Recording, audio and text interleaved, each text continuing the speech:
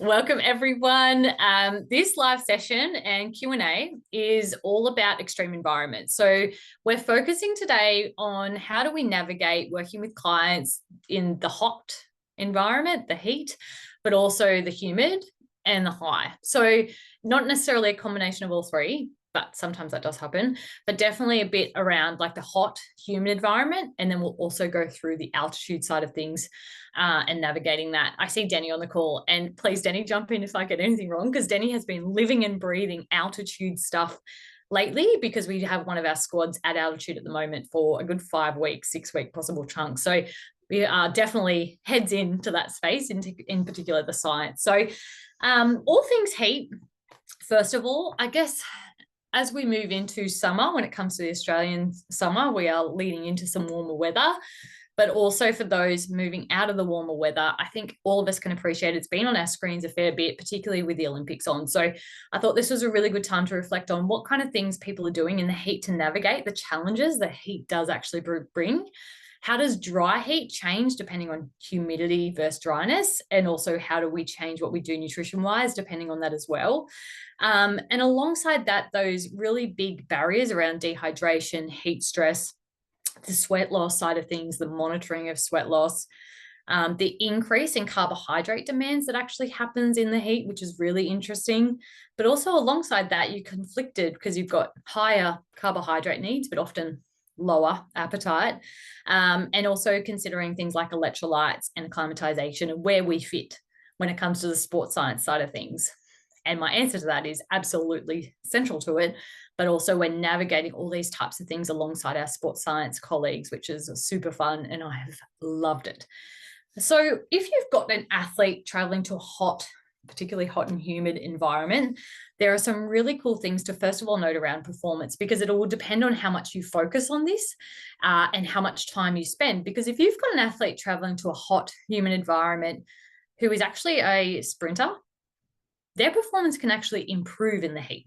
So the reason for that is obviously you've got hot muscles, and you can go for a really short time and it has a very minimal impact on performance. And if anything, actually can improve performance. However, if you've got someone traveling to a hot environment that is doing an endurance sport, it is crucial that you consider things around acclimatization, acclimation, but also things like hydration and cooling to help that athlete, because we know that in endurance events, our performance is really limited in the hot, humid environment. So just contemplating those things. The complexity is when you have sports with a mix of these. For example, team sports. So you've got some sprints involved with team sports, but you've also got an endurance element. So you've got to consider what position that person is and how much is the heat going to impact their performance within that position. For example, a goalkeeper is going to have a different plan when it comes to heat sensitivity and performance than someone who does a whole lot of running on a football pitch, when you're talking football, because that is pretty much where I live my life at the moment somehow. So that's one thing to really consider, because we can all sometimes jump in wanting to fix, but sometimes we don't have to. Sometimes we can actually let the heat do the really solid work in terms of performance improvement. And our job is just to support their recovery and their hydration, all those things that are still really important around that. However, most of the time, if we're looking at our lives as dietitians and nutritionists in sports, most of the time we are working with endurance and team sports, and that is where we can do some really cool stuff. So first of all, acclimatization and acclimation is one of the key foundations of coping and thriving in hot environments. And it's really tricky, right? Because in terms of the heat side of things, it's not necessarily where our bread and butter is as sports dietitians. We can absolutely guide on the basics, but it's really important to refer on to an exercise scientist or sports scientist to actually allow this to happen properly and work through when is acclimation needed. And acclimation, the difference between that is when they're not at a hot environment, but they're needing to get used to one. So acclimation would be going into a heated bathroom, for example, and trying to set up an environment that's hot and humid, similar, or doing sauna or hot baths and all these types of things. Acclimatization is when you're actually in that hot, humid environment and allowing your body to do the adaptation for you. The reason this is so important is lots of things happen when we're adapting to a new environment. When it comes to nutrition, the important thing to know that happens is our bodies actually change how they cope in the heat. So on the first few days of going to a hot environment, for example, we do sweat more. We sweat more and we also sweat the same amount of electrolytes. So we're really inefficient. We're losing a lot of electrolytes, but we're also losing a lot of sweat. Over time, we get better. Our heart rate, our blood flow changes. We do that better and more efficiently, but also we become more efficient with our sweat. We still sweat a lot and our sweat rate can increase, but we actually lose less electrolytes in that sweat. So you can think about it as your sweat is still really important to the cooling mechanism of the body, but we're not losing as much electrolytes. So thinking about that in a nutrition sense, it becomes really clear of like, okay, when do I need to really focus on electrolyte replacement and how much they're having, and when can I actually ease off and do different things as well? And that will depend on, are they going into that race or event acclimatized? And you'll have to then navigate what's important, what's going to adapt. And I love this too, Adzi. Science and nutrition combined. It is my favorite. So yeah, this is a really big thing that you can do, first of all. Acclimatization actually takes a fair bit of time.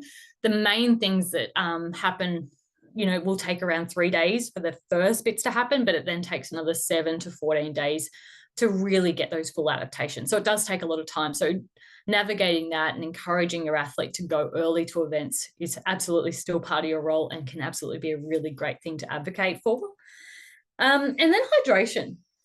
So monitoring hydration is really interesting. I think sometimes it's overestimated how accurate we need to measure that and how much is really just around awareness and watching and noticing and ensuring that they're really confident in knowing what to do, what to choose, and having full permission to choose a range of fluids.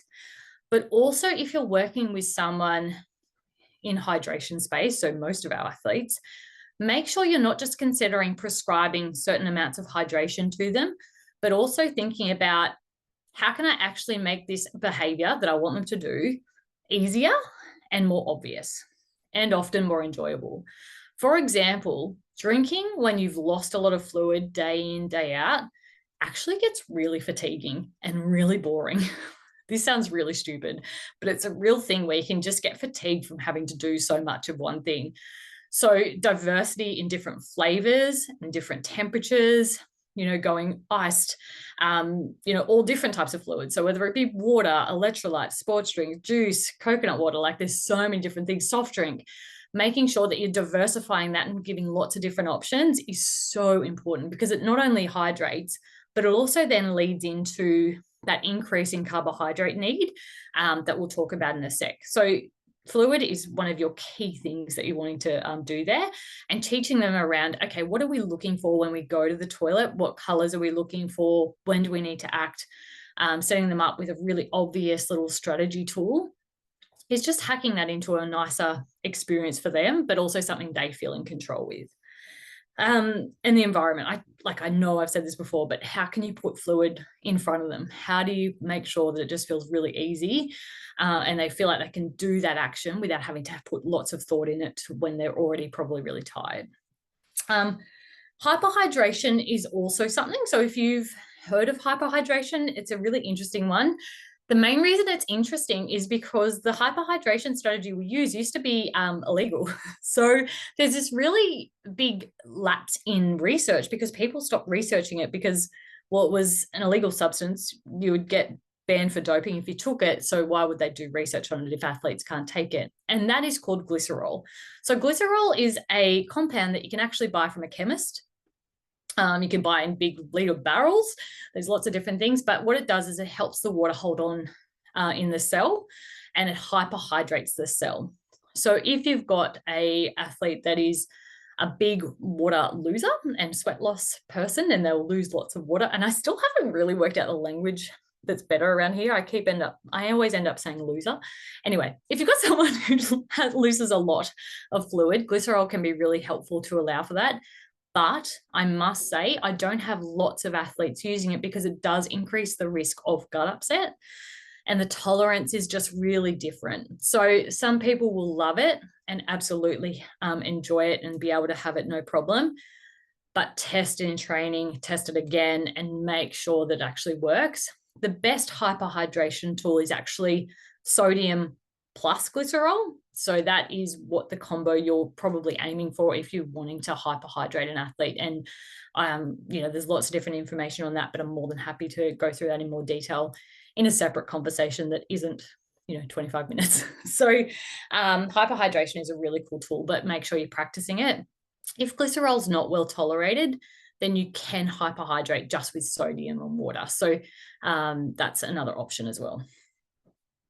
Now, that brings me to cooling, because I'm still on hot, guys. I haven't even gone to the high altitude stuff yet. But cooling is a really, I adore it, because it goes through all the sports science piece, and it is such a collaborative thing that you can do alongside your sports science, sports medicine team to create the best environment for your athlete. And if you don't have a sports science, sports medicine team that you're working with, you can absolutely still have that conversation of what pre-cooling can look like, what per-cooling can look like, which is cooling during a session or a training or an event, and what post-cooling can look like. I'll focus a fair bit on pre-cooling, because that's where we sit as dietitians a lot of the time, which is pre-cooling. But that can be done in combination with, your ice vests, all these different things about ice baths, but also slushies and also menthol. So slushies a really beautiful, I think it's really over the last decade has come out in the research where we can actually cool the body's core temperature and then delay that onset of sweating or sweat rate, and also make things feel a little bit easier when it comes to working hard in the heat. And that is best done when it's hot and humid. The reason we don't necessarily want to use slushies in the hot, dry heat is that in the hot, humid heat, we're actually trying to slow down how much sweating our body does. It's not a great way to cool, but we do sweat a lot in the humidity, but we're not then using that as a cooling strategy. It's actually a loss of energy. Whereas hot and dry, sweating is actually one of our main cooling strategies. So if we delay that sweating, we're actually impacting our ability to cool. So slushies are one thing that I think sometimes as dietitians we can, Queensland goodness stable here, absolutely. Slushies are absolutely an awesome thing that we can do within our pre-event planning for our athletes. But just make sure we're not going like really excited and actually thinking about, is that really relevant here? Do they need it? Will that fit with that athlete? And of course, practicing in training. Slushies can be done in a blender. They can be done obviously in a slushy machine. You can get slushy pouches from Woolworths, but you can also do the slushy with a Gatorade drink bottle, Powerade drink bottle, part freezing it and then banging it on a table. Excellent science, food science at its best. So lots of different things that you can do in terms of strategies, and you can change the timing and dosage depending on the weight of the athlete and also what fits with their gut tolerance as well. But yeah, that is definitely something that you want to trial. Menthol evidence is like still emerging. Menthol is like the fisherman's friends. Yeah, fisherman's friends. Menthol, like really strong, overpowering flavor, but when you blow out, that coolness feeling. So it's like the perceived coolness. And menthol has actually been shown to can be useful in terms of performance in the heat. So that's another cool strategy. There used to be lollies that were menthol lollies, and God, they were perfect, but they took them off. So I haven't been able to access them. The only thing with menthol is it's really tricky and very poisonous. So the amount you need of menthol is tiny, tiny, tiny, tiny, tiny, and very easy to F up. So it's not something that you want to do willy-nilly from like pure menthol. And it's definitely something you want to purchase as a pre-made option, not something you want to just add to someone's day. So just be really cautious with that. I think that's the main stuff. Oh, fueling. Should probably cover that. Thank God I made notes. Fueling is really interesting because we actually go through more carbohydrate when we're exercising in the heat than compared to when we're exercising in ambient temperatures. The reason for that is just how our body utilizes and prefers carbohydrate. Our oxygen availability is also changed because of how our blood flow goes to our skin to cool. So we also just have a higher metabolism in the heat. So we're just going through more energy, but also our body prefers carbohydrate. fat utilization is just not efficient and not preferred in the heat because we are relying on oxygen for other things. So that's when we just want to make sure that, first of all, we're eating enough in terms of like how we're feeding our athletes. Do we have enough carbohydrate available over their day? How are we spreading that out? How are we adapting it based around what their day entails and how much they need? But also compared to what are they currently having before their session or before their event? And do they need more than their usual? And how can I make that more accessible during as well to counteract how much carbohydrate they're going through, particularly if they're going into an event not fully acclimatized? I would absolutely be cautious around that and how much we can have. The really tricky bit to this is that gut upset is more likely in the heat. And the reason, and basic reason for that, is that the blood gets shunted away from the gut and prioritized to the working muscles and also the skin for cooling. So it's very normal for the gut to be very unhappy and want to empty and not have much going on. So just be really cautious with trialing it in training. Acclimatization is key here, but also making sure you're spreading it out and choosing options that are going to be really well, God, my brain just went bit, well tolerated is what I was aiming for, by your athlete that you're working with. Now, altitude. So altitude is not something you always come across when it comes to athletes, but as you work with athletes that are more likely to go to altitude training for performance benefits or altitude for different races or events, I think it is still really important that we're aware of nutrition's role and really important role when it comes to altitude. So altitude is done as a performance strategy by some athletes, because what happens is that we've got less oxygen available at altitude. So our body has to work very hard to create more red blood cells. And we need a lot of iron to create the hemoglobin that goes in these red blood cells, right? More blood cells means more oxygen being able to be transported, and a really great performance enhancement once you go back to ground level. So we've got athletes going to altitude, training at altitude for that performance benefit once they come back. However, what we need to actually get the benefits from altitude training is making sure we have the nutrients available to get that improvement. And the more we talk to, I'm looking at Denny here, to experts in this area, the more we realize that the biggest thing when it comes to altitude training is we actually don't see that performance benefit if that athlete is under fueling, first of all, or doesn't have enough iron available. So you guys as dietitians and nutritionists are key when it comes to going, okay, they've invested all this time, all this money to go to altitude. Let's make sure they're actually going to get the benefits from it. So there's a lot of challenges.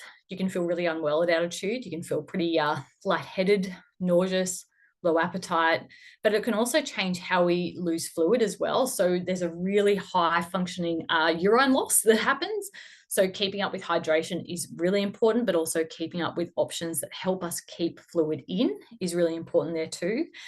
As I said, EPO is the hormone that actually signals to the body to create more red blood cells, and that needs iron. So before they go to altitude, making sure that you're considering, okay, let's, well in advance of them going, if you can, do full iron studies to check iron levels, ferritin levels, hemoglobin levels, and see where they're at, so that you can start either supplementing early to resolve those issues, because you actually need quite high iron levels as you go to altitude if you can, or have time to consider an infusion if that is the best option before they go to altitude. I think one thing we can definitely say here is that a sports doctor is much better to look at those levels and make the decision than a general practitioner. But I know that that's not always possible. But just acknowledging that you sometimes will need to be the advocate, and really heavy advocate, for that athlete, just because not everyone appreciates or understands how much iron we actually need at altitude, and how much, like, I guess that can actually impede the health of that person compared to just like the normalized iron levels needed. If you want more information about iron at altitude, AIS have a brilliant paper and a brilliant kind of guide looking at what levels, but also there's lots of different journals that have gone through it, particularly from AIS studies that look at what kind of iron levels we're aiming for, what ferritin levels we're aiming for, and what the best pathway is of either oral supplementation or considering the infusion. But highly recommend having a read of those. And then the really interesting part for me was learning that even for those with pretty good iron levels, as long as they don't have any contraindications, everyone at altitude should actually be supplementing with iron supplements. So oral iron at altitude, even if your iron levels are fine, just to ensure that there's iron available for those adaptation strategies. And then alongside that, hydration, obviously, as I've said, is really key, but also when they're going through more energy, metabolism, and also usage of energy and carbohydrates at training and also in exercise is higher, similar to the heat. So you've got some nausea possible, some low appetite possible, but you're also wanting them to eat more. So giving full permission for them to choose more comfort foods, more easy to eat foods, finger foods, energy and fluids, those types of things is really important. Interestingly, one of the things is like acknowledging that they need to eat enough is now something that is really appreciated by the sports science community. And so having a chef involved or having an environment that it really allows for them to eat enough is something that's really key. So hopefully when you're working with an athlete going to altitude, you won't actually have to do much selling of how important your role is as a dietitian in terms of the food element, setting up the environment, and also the hydration side of things and supplement side. So yeah, make sure you're working really collaboratively with the doctor, sports science team, and also team management and stuff to make sure that that's all sorted. And if you can get a chef or you can do the cooking yourself in terms of being there, highly recommend you being a really crucial part of that. So yeah, that's us. That's all, I guess, the extreme environments. I wanted to finish 5 minutes early just to allow for some time for questions. And also I'm just breathless for talking straight for an hour and a half. Shoot away, guys.